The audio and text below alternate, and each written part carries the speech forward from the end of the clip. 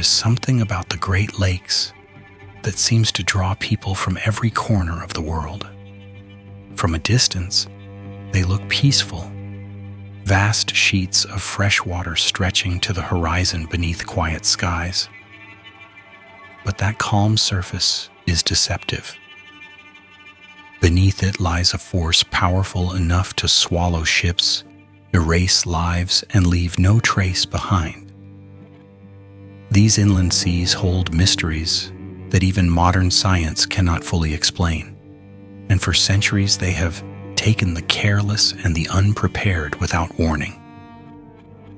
Long before radar, satellites, or modern maps, the peoples who lived along these shores understood a chilling truth.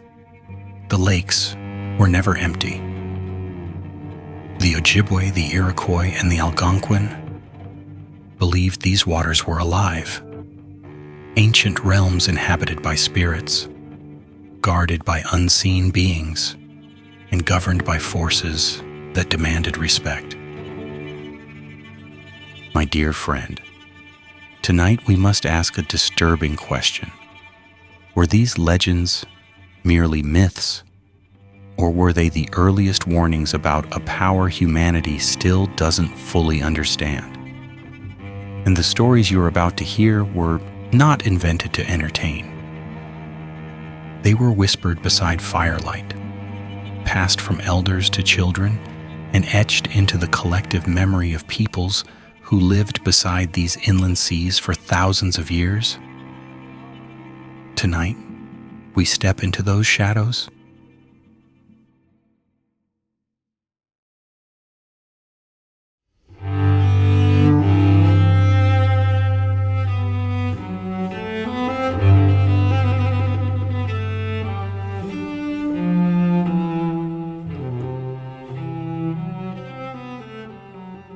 Together, the 5 Great Lakes contain roughly 1/5 of all the fresh surface water on Earth. That is not a poetic exaggeration. It is a geological reality.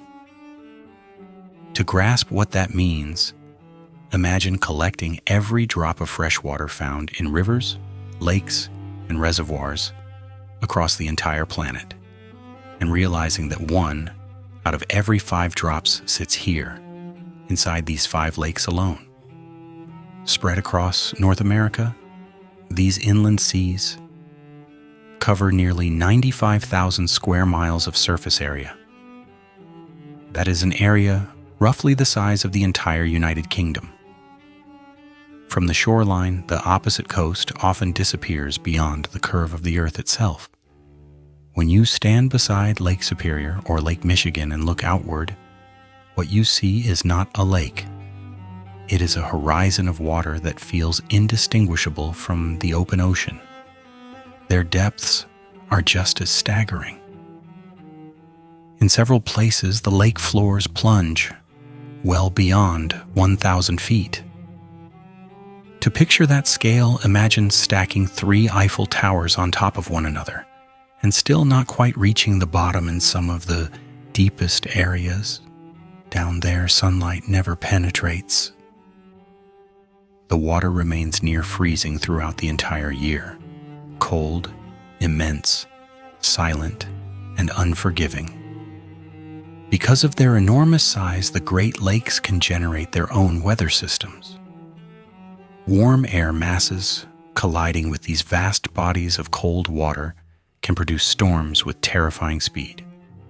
A calm surface can transform into towering waves within minutes.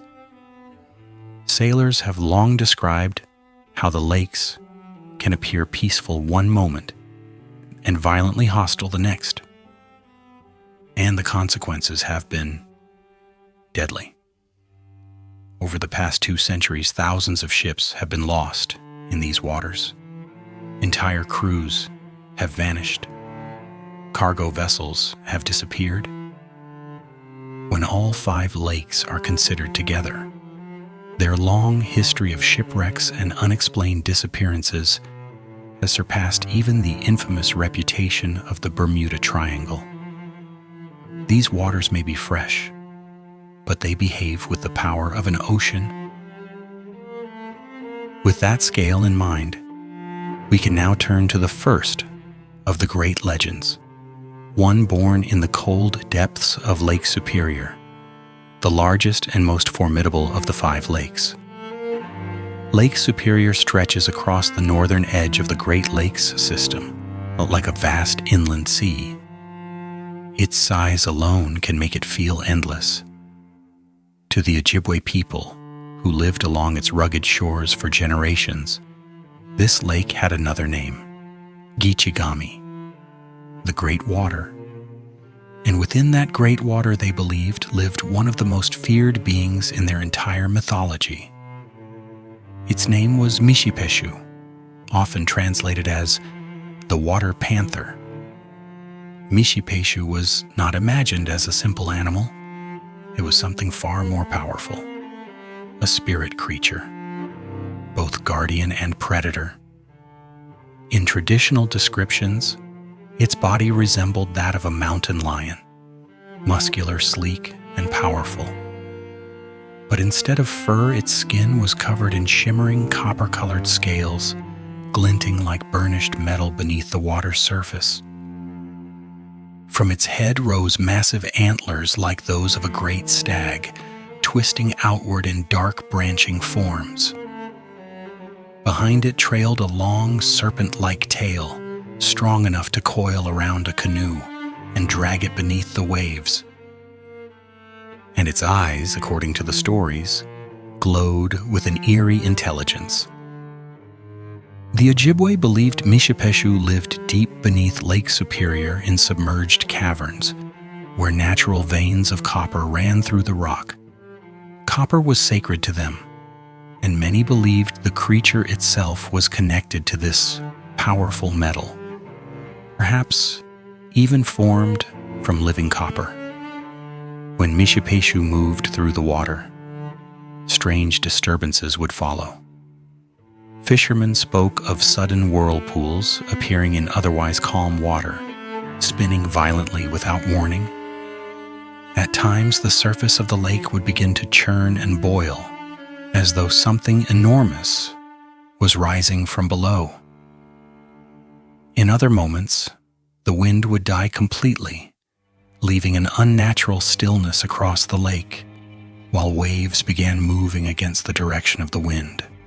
These signs meant only one thing: the Water Panther was near. But the most chilling belief was this: if a person ever saw the reflection of Mishipesu in the water, even briefly, it meant they had been marked.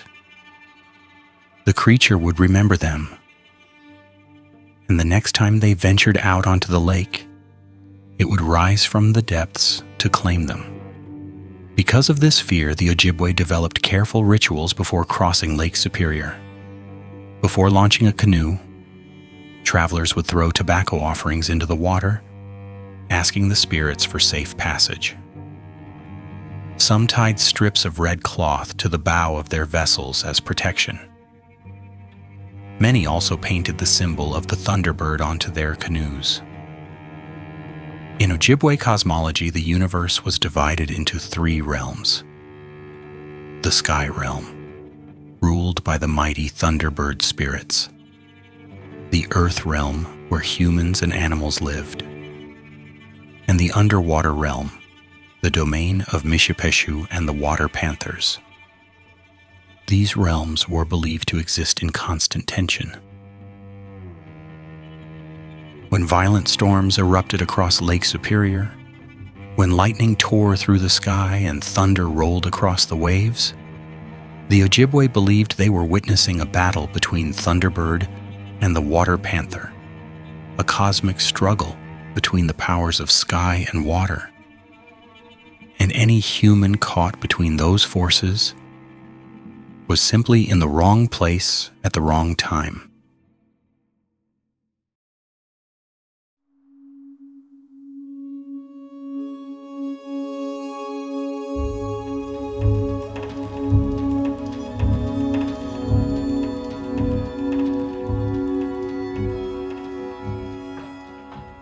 At first glance, Lake Michigan appears calmer than its northern neighbor. On clear summer days, its waters shine deep blue, and its long sandy shores can feel almost peaceful. But the native nations who lived along these shores, the Potawatomi, the Menominee, and the Ho-Chunk, believed something far more unsettling rested beneath those quiet waters. Their legends spoke of a colossal spirit known as the Sleeping Giant. According to these traditions, long before written history, thousands of years ago, something immense fell from the sky. Some described it as a powerful celestial being, others as a spirit of unimaginable size and force. When it struck the earth, the impact was so violent that it carved out the very basin that would later fill with water and become Lake Michigan. Wounded by the fall, the giant sank beneath the newly formed waters and entered a deep sleep. Not death, sleep. A slumber that, according to the elders, has lasted for thousands of years beneath the lake's depths. But the stories insist that the giant does not sleep peacefully. From time to time, it stirs.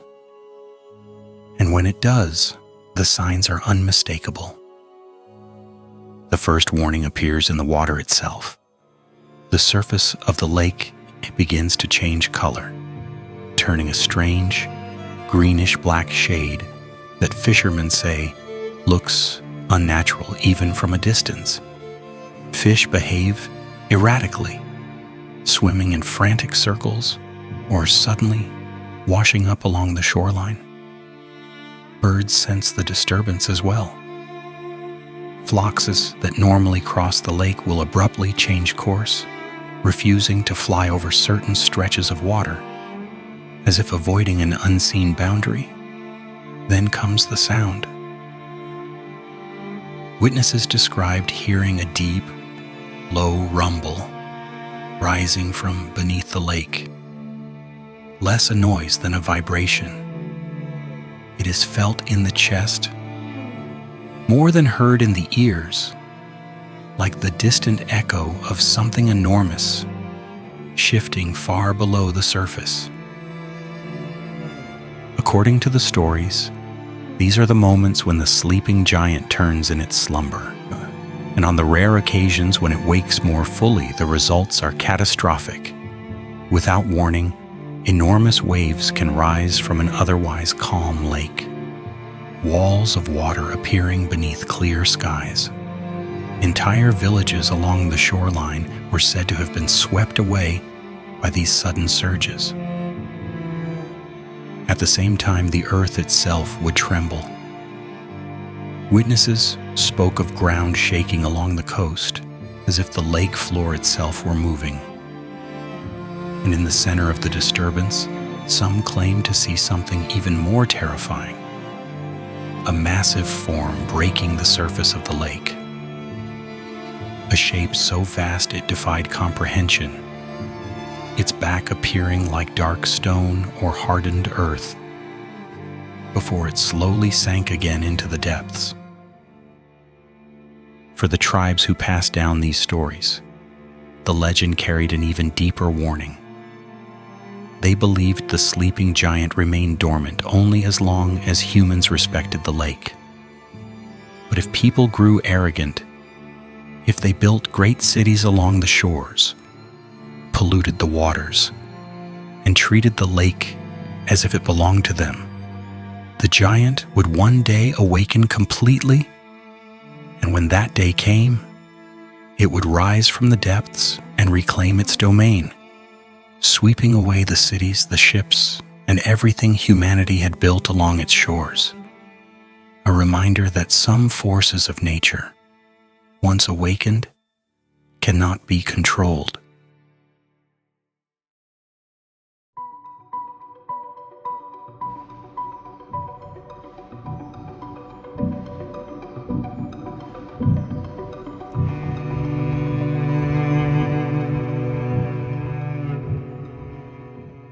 The next legend is about a lake that at first glance seems less frightening than Superior or Michigan. Lake Erie is the shallowest of the Great Lakes, with an average depth of only about 62 feet and a maximum depth of roughly 210 feet.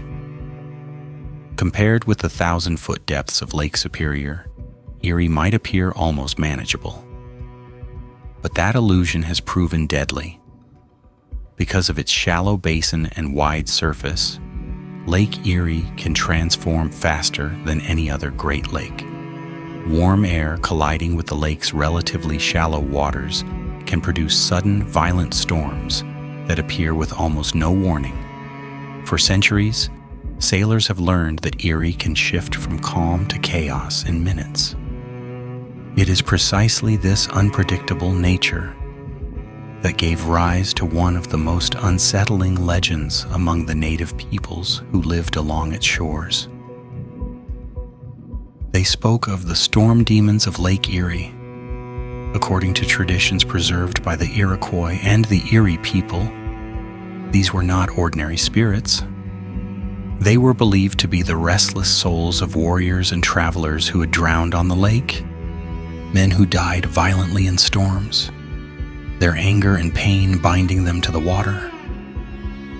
Over time, their spirits were said to transform. No longer human, they became entities made of wind, water, and fury, invisible forces waiting beneath the surface for the next victim to venture out onto the lake. The attack of a storm demon, the elders said, always began the same way. First came the silence. If you were out on the water and the steady wind suddenly stopped, if the waves flattened into an unnatural stillness, you had only minutes to react. Experienced paddlers knew this moment well. The calm was not safety. It was the lake drawing breath. Then the storm would strike. The wind would return all at once, but not from a single direction. It would blast across the lake from multiple directions at once, twisting the water into chaotic patterns of waves colliding with one another. Boats would pitch violently as currents shifted beneath them. Waterspouts, columns of spinning water, could appear suddenly on the surface, sometimes seeming to move with deliberate purpose. According to survivors, these twisting funnels sometimes chased small boats, driving them farther from shore. And within the roaring wind, many claimed to hear something even more disturbing. Voices. Some heard laughter. Others heard screams. Some said they heard words carried within the storm, voices shouting in languages both familiar and strange. A few who survived such storms told even darker stories. They claimed to see faces rising within the waves, twisted expressions formed from foam and spray. Others swore they saw human-like shapes made entirely of water, appearing for a moment beside their boats, before dissolving back into the storm. Whether these visions were real or simply the terror of men fighting for survival in violent weather, the legends interpreted them the same way. The storm demons were hunting. Because of this belief, the people living along Lake Erie developed rituals intended to protect those who ventured onto the water. Among the Iroquois, warriors preparing for a journey would cut small locks of their hair and burn them in a ceremonial fire. The smoke carried the offering to the spirits of the lake, a gesture of humility and respect. Canoes themselves were also prepared carefully. Many were painted with spiral and wave patterns, symbols meant to confuse the storm spirits and disguise the boat as part of the water rather than an intruder upon it.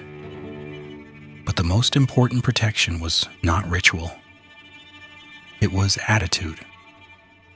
The elders taught that the storm demons were drawn to arrogance? Anyone who boasted about their skill on the water, anyone who ignored warnings or treated the lake as something to be conquered, risked drawing the attention of the spirits. So travelers approached Lake Erie with humility. They spoke quietly. They watched the sky. And they never forgot that beneath those restless waters, something might still be listening.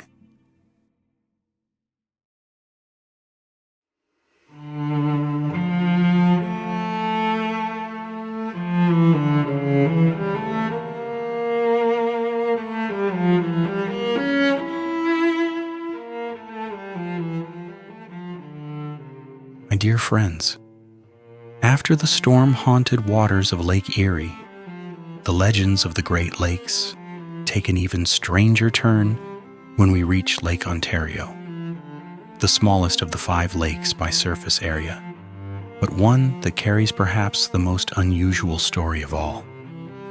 Among several indigenous nations of the region, particularly the Seneca of the Iroquois Confederacy, there exists a legend about a creature unlike any other in the Great Lakes tradition. It was not merely a spirit of water or wind. It was something far more mysterious. They called it Gashienda, often translated as the meteor dragon. According to the stories passed down through generations, the origin of this being did not begin in the lake itself. It began in the sky. Long ago, long before written history, something blazing appeared high above the land. Witnesses described a brilliant fire streaking across the night sky, brighter than any star. It moved with incredible speed, leaving behind a glowing trail like the tail of a comet.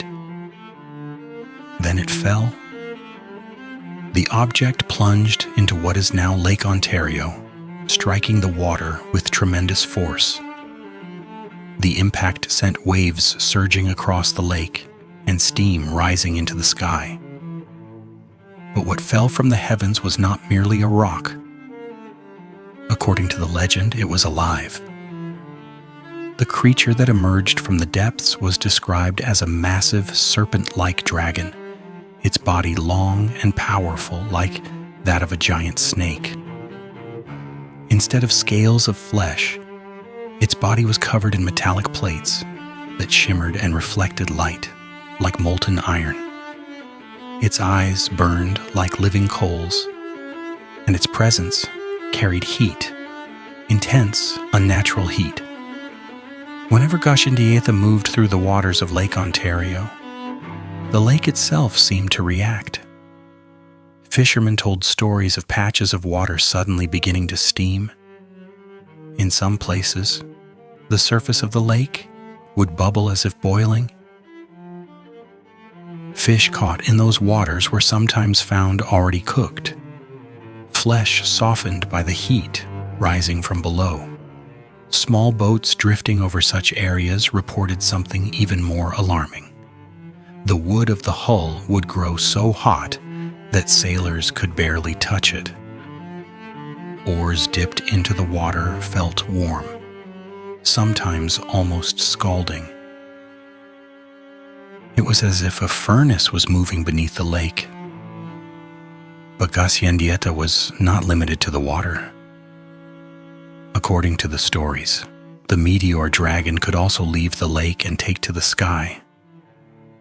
On certain nights, people reported seeing a streak of fire rise from the horizon over Lake Ontario. The glowing shape would race across the heavens like a comet, trailing sparks and smoke. Some claimed the creature's fiery passage could ignite forests or even set villages ablaze. Whether these sightings were meteors, lightning phenomena, or something far more mysterious, the stories interpreted them in the same way. The dragon was hunting. But Gashienda was not the only powerful being believed to rule the skies and waters. In the cosmology of many Great Lakes tribes, its greatest enemy was the thunderbird, the enormous sky spirit said to command thunder, lightning, and storms.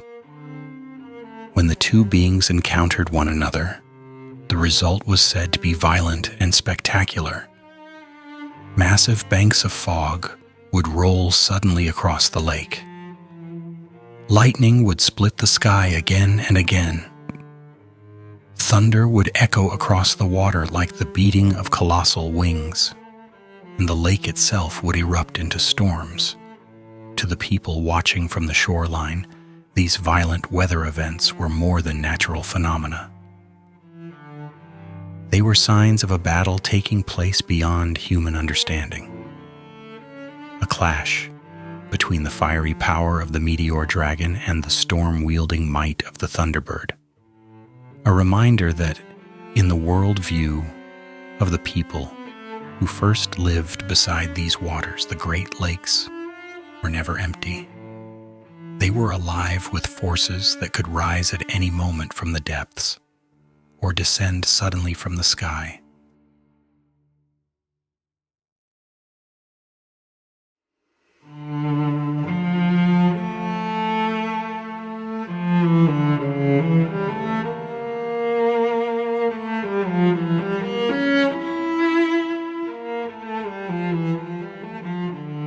My dear friends, after the fire of the meteor dragon and the storms of Lake Erie, the legends surrounding the Great Lakes take on a darker and far more haunting tone when we arrive at Lake Huron. Unlike the other lakes, whose stories speak of monsters, sky spirits, or ancient creatures beneath the water, many of the traditions surrounding Lake Huron focus on something far closer to humanity itself: the spirits of the dead. Lake Huron is the second largest of the Great Lakes by surface area, stretching across nearly 23,000 square miles of water between what is now the United States and Canada.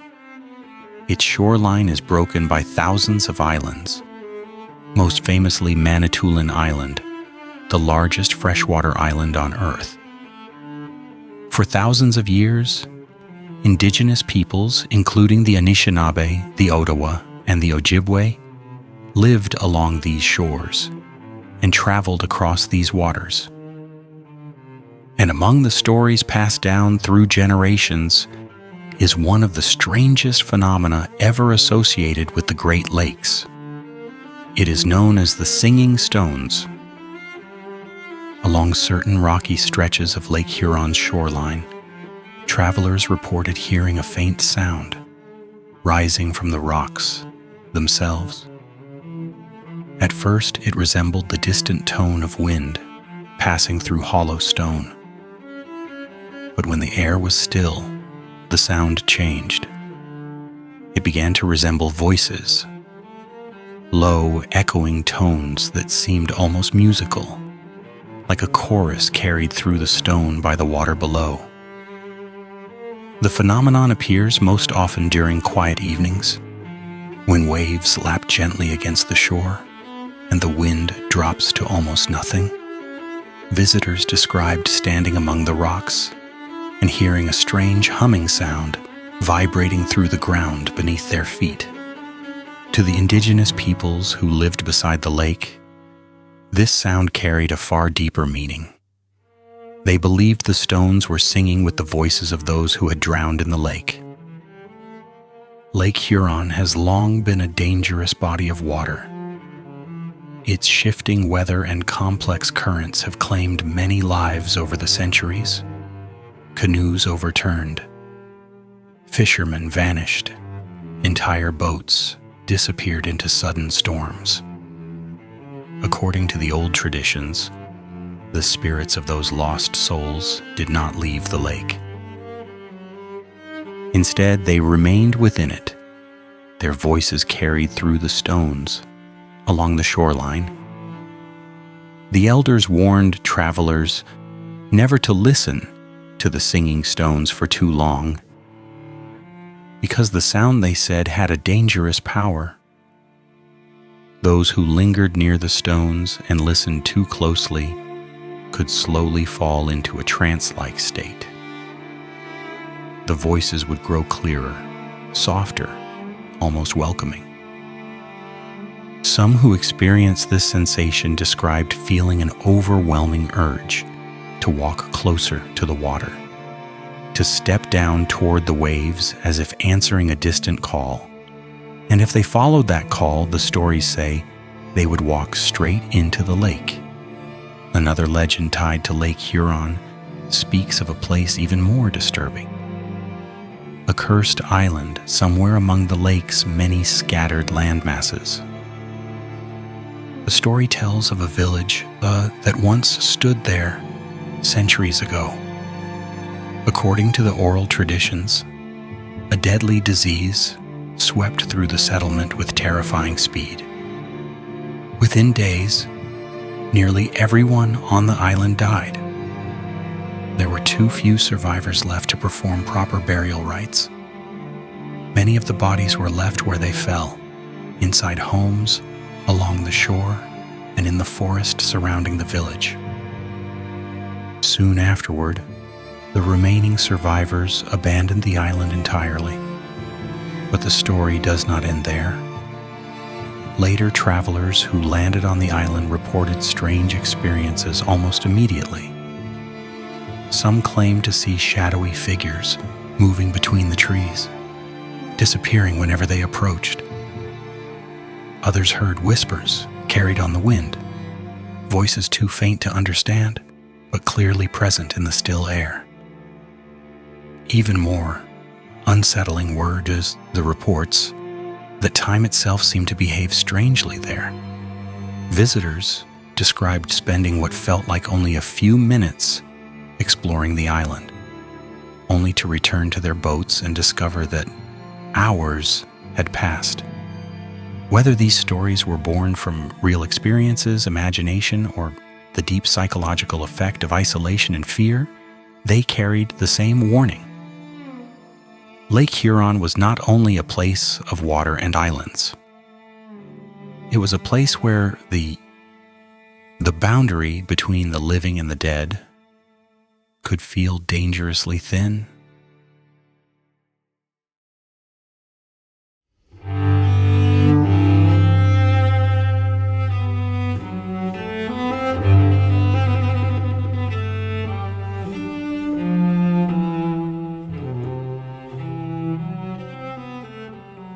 After hearing the separate legends of each lake, many listeners begin to notice something remarkable. Despite coming from different tribes, languages, and regions, these stories share a common thread. They all suggest that the Great Lakes are not empty. And in several indigenous traditions, especially among the Ojibwe and other Anishinaabe peoples, this idea appears in an even more powerful form. According to these teachings, the lakes are not simply inhabited by isolated creatures or wandering spirits. Beneath the waters of the Great Lakes exists something far more organized. A council. The elders spoke of a gathering of powerful beings known collectively as the Water Panthers, spiritual guardians of the underwater world. In Ojibwe traditions, these beings are often associated with creatures like Mishipeshu, but the council itself was believed to be larger than any single spirit. It was said to exist deep beneath the lakes, in caverns and chambers hidden far below the surface, in places no human could ever reach. There, in the darkness beneath thousands of feet of water, the Water Panthers were believed to watch the world above. They observed the actions of human beings. They listened, and they judged. For thousands of years, indigenous communities around the Great Lakes understood their relationship with the water in terms of balance. The lakes provided life, fish, transportation routes, fresh water, and connection between distant lands. But those gifts came with responsibilities. Humans were expected to show respect, That meant offering thanks before taking fish from the water. It meant traveling carefully, never boasting about conquering the lake. And it meant understanding that the lakes themselves were part of a living system far older and more powerful than any human settlement. Atiuwat, the Water Panthers, according to the traditions, were guardians of that balance. When the balance was respected, the lakes remained generous. But when it was broken, when humans became careless, greedy, or arrogant, the council beneath the water could respond. The punishments described in these stories were not random disasters. They were deliberate acts. A sudden storm forming without warning. Fishing grounds mysteriously emptying, leaving entire communities without food. Boats capsizing in calm water. Travelers disappearing beneath the surface, pulled into the depths by forces no one could see. Each event was understood not simply as misfortune, but as a reminder that the lakes had their own authority.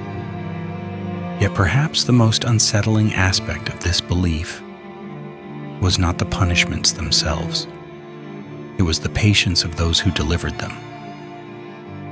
According to the elders, the Water Panthers did not always respond immediately when balance was broken. They were not bound by human time. They could wait. They could watch. If a village disrespected the lake, the council might allow years, or even decades, to pass without consequence. Generations could live and die believing they had escaped punishment. But the spirits remembered. And when the moment finally came, perhaps many decades later, the lake would answer. A storm would rise, a ship would vanish, a life would be claimed, not as revenge, but as the restoration of balance. In this way, the teachings about the council beneath the lakes carried a powerful message. Human beings might believe they are masters of the water, but the lakes have their own laws, and beneath the surface, according to these ancient traditions, something may still be watching, waiting patiently for the moment when balance must be restored.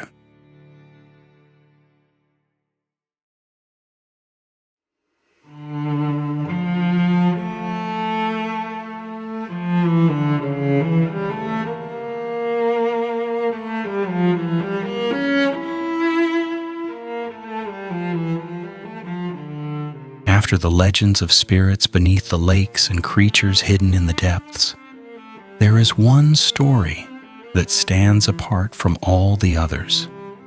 It is not about something that lives in the water, nor a creature that fell from the sky. It is about something that was once human. Among many indigenous cultures of the northern forests surrounding the Great Lakes, especially the Ojibwe, Cree, and Algonquin, there exists a legend so disturbing that it was traditionally spoken of only with caution. That legend is the story of the Wendigo. Unlike the other beings we have discussed, the Wendigo was not born as a spirit or a monster. According to the old traditions, it began as a human being. But it became something else. The transformation was believed to occur during the most desperate moments of survival, during the brutal winters that once gripped the forests around the Great Lakes. In the northern regions, winter could last 5 to 6 months with temperatures plunging far below freezing. Food could disappear. Hunting could fail. Entire communities could face starvation. And in the most extreme cases, a terrible taboo might be broken. The stories say that when a person, driven by unbearable hunger, committed cannibalism, something inside them changed. The act did not simply violate a social rule, it shattered a spiritual boundary. That person would begin to transform. According to the traditions, the human body would slowly become something unnatural. The individual would grow taller and thinner as the transformation continued, sometimes described as reaching 3 to 5 meters in height, towering above any human. Its body would become skeletal, stretched tight over bones as if the flesh itself were starving. Its heart, the elders said, would turn to ice. But the most terrifying aspect of the Wendigo was not its appearance. It was its hunger. The stories describe the Wendigo as cursed with an endless appetite for human flesh. No matter how much it consumed, the hunger would never fade. Each time it fed, its body would grow larger, but its starvation would only deepen. It was a creature of eternal winter and eternal hunger, and it hunted. The Wendigo was said to move through the frozen forests without making a sound. Snow would not crunch beneath its feet. Branches would not snap as it passed. Travelers might walk for miles through silent woods without realizing that something was following them. The creature appeared most often during the harshest parts of winter, when blizzards swept across the forests and the lakes froze solid. These were the moments when the Wendigo was strongest. Some stories describe hunters hearing strange cries carried through the wind, half human, half animal. Others claimed to see enormous shapes moving between the trees at the edge of firelight. By the time someone realized what was happening, it was often too late. Yet the legends did not leave humanity completely defenseless. The elders believed that destroying a Wendigo required extreme measures.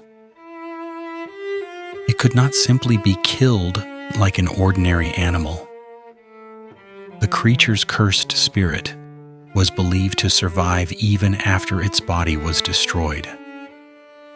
The only way to ensure it would never return was to burn the body completely. Fire, according to the traditions, was the only force capable of purifying the frozen heart within the creature and ending its existence forever. But the true purpose of the Wendigo legend is not merely to frighten people. It was a warning, a reminder of what could happen when hunger, desperation, and greed overcame the boundaries that held communities together. Because in the teachings passed down through generations, the Wendigo was not just a monster lurking in the forest. It was the darkest reflection of what a human being could become.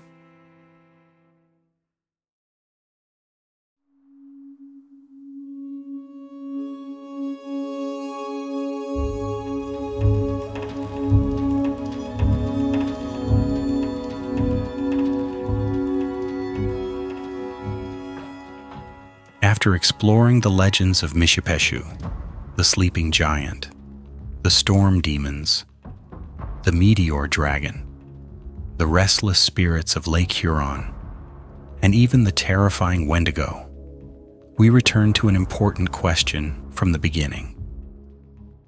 Were these stories simply myths meant to frighten people, or were they something more? To many indigenous cultures around the Great Lakes, these legends were never just entertainment or superstition. They were part of a deeper system of knowledge, stories designed to help communities understand and survive one of the most powerful natural environments on Earth. For thousands of years, the Great Lakes shaped the lives of the people who lived along their shores. These waters provided food, transportation, and connection between distant lands. But they also demanded respect. The lakes could give life, and they could take it away just as quickly.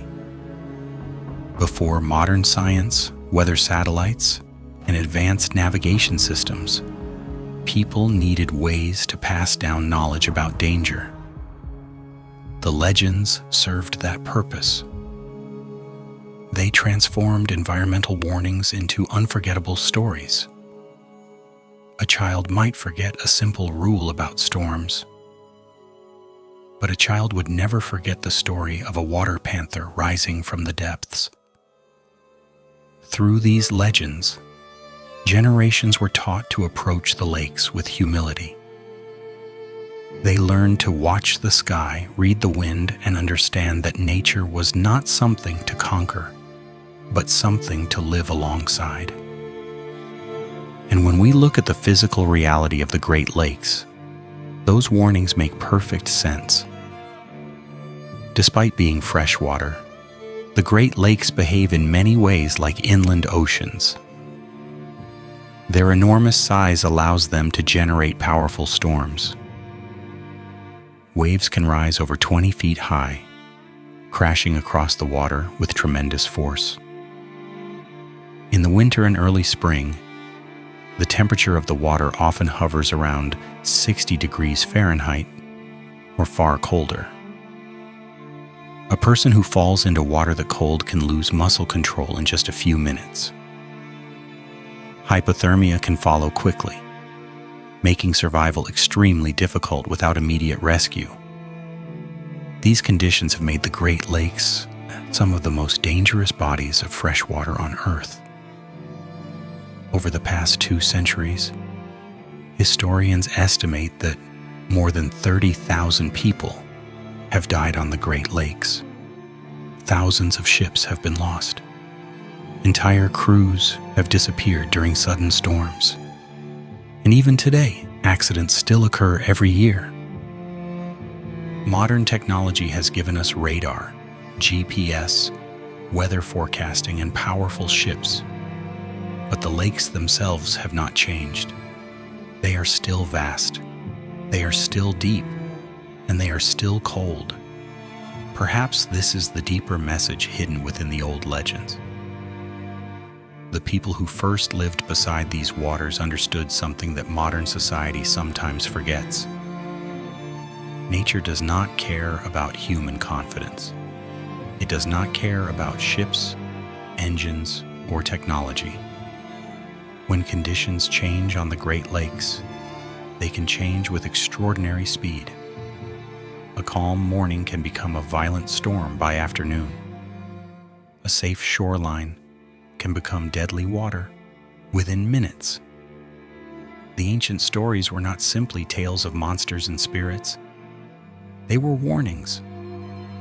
Warnings carried through generations, encoded in myth, memory, and storytelling. They remind us that even in a modern world of satellites and steel ships, the Great Lakes remain powerful forces of nature. And like the people who came before us, we would be wise to remember one simple lesson: respect the water.